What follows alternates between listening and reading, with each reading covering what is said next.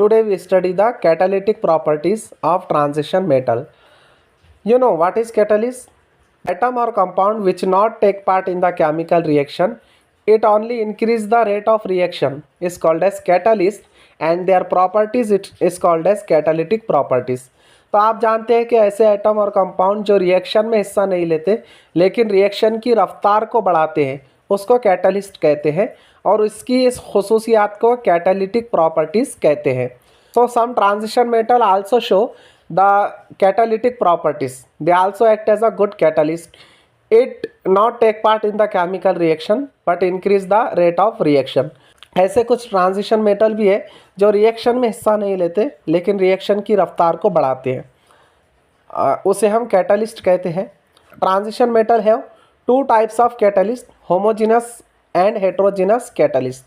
Transition metal में दो तरह के कैटलिस्ट है, होमोजीनस कैटलिस्ट और heterogeneous catalyst.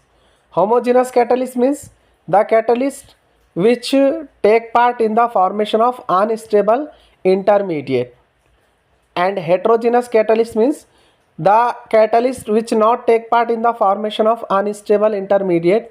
It only provide the surface to reactant to do reaction.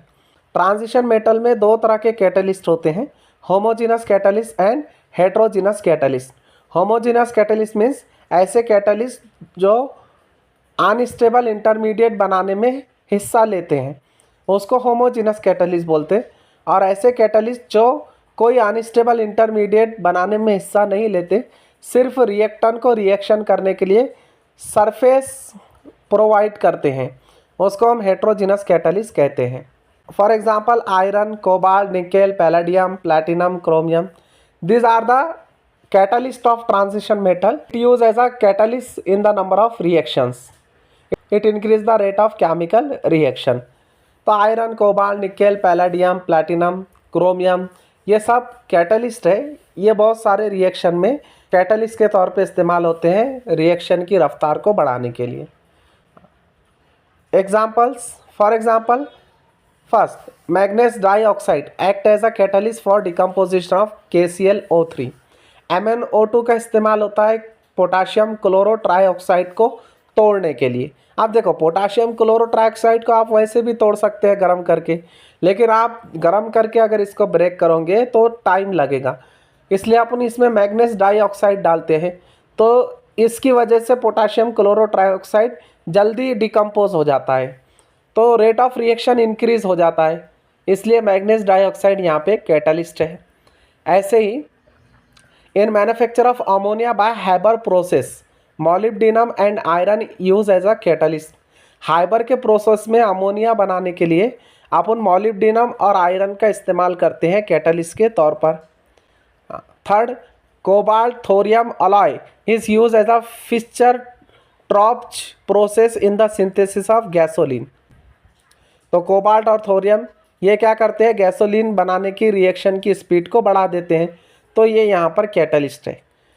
Next ethene से ईथेन बनाना है तो हम ईथीन का हाइड्रोजनेशन करते हैं.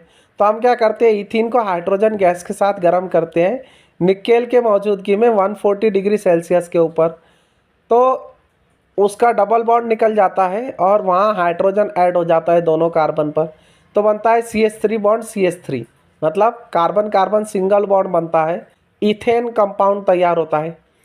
तो यहाँ पे निकेल को हमने काय को मिक्स किया only to increase the rate of reaction, तो यहाँ पे निकेल क्या है, कैटलिस्ट है. तो ये भी ट्रांजिशन मेटल कैटलिस्ट है. Commercially hydrogenation with nickel as a catalyst is use to convert the inedible oils into solid fat for the production of margarine. Margarine का प्रोडक्शन करने के लिए कमर्शियली निकेल को कैटलिस्ट के तौर पे यूज़ किया जाता है इनएडिबल ऑयल्स को सॉलिड फैट में कन्वर्ट करने के लिए. और सल्फ्यूरिक एसिड बनाने के कॉन्टैक्ट प्रोसेस के अंदर सल्फर डाइऑक्साइड को ऑक्सीजन के साथ में रिएक्ट किया जाता है जिससे सल्फर ट्राइऑक्साइड तैयार होता है. यहाँ पे प्लैटिनम को कैटलिस्ट के तौर पे यूज़ करते हैं, इसको प्लैटिनाइज्ड एस्बेस्टस कहते हैं. तो यहाँ ये कैटलिस्ट है. कार्बन डाइऑक्साइड और हाइड्रोजन गैस बनाने के लिए कार्बन मोनोऑक्साइड को वाटर के साथ में रिएक्ट किया जाता है 500 डिग्री सेल्सियस पर. तो इसमें आयरन और क्रोमियम को कैटलिस्ट के तौर पे डाला जाता है, जिसकी वजह से जल्दी कार्बन डाइऑक्साइड और वाटर तैयार होता है, जिसकी वजह से रेट ऑफ रिएक्शन बढ़ जाता है।